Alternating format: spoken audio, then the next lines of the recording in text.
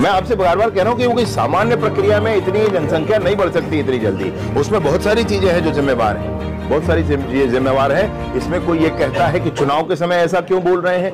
भैया चुनाव के समय ना बोला जाए, क्यों ना बोला जाए? चुनाव के समय चुप रहा जाए। भैया कोई भी विषय हो, चुनाव के समय इस विषय को नहीं बोलना, ऐसा नहीं होता है। जो आवश्यक है वो बोला जाए, उसमें कोई संशय नहीं है। ये कांग्रेस का डेमोग्राफी का चेंज होना बहुत बड़ा खतरा होता है किसी भी स्थान के लिए। हिंदुओं की सहिष्णुता मैं कहूं तो स्थापित होगी ऐसा नहीं है, यह आदिकाल से ही पूरी दुनिया के सामने स्थापित है। उनकी सहिष्णुता स्थापित है और हिंदुओं की सहिष्णुता के कारण ही यहाँ सारा अल्पसंख्यक समुदाय फल फूल रहा है। हमको खुशी है, लेकिन हिंदुओं की संख्या कम हो जाए यह भी चिंता का विषय है। हिंदुओं की संख्या कम होने से देश में अराजकता आएगी, मैं यह भी कहना चाहता हूं। हिंदुओं की संख्या जिस रेशो में 7.8% बता रहा है, आप इस जनसंख्या का सोचें कितना करोड़ों में यह संख्या आएगी।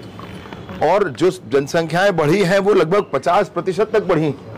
तो ये कितनी बड़ी बात है भाई, इतनी जनसंख्या सामान्यतः नहीं बढ़ सकती, ये कैसे बढ़ गई?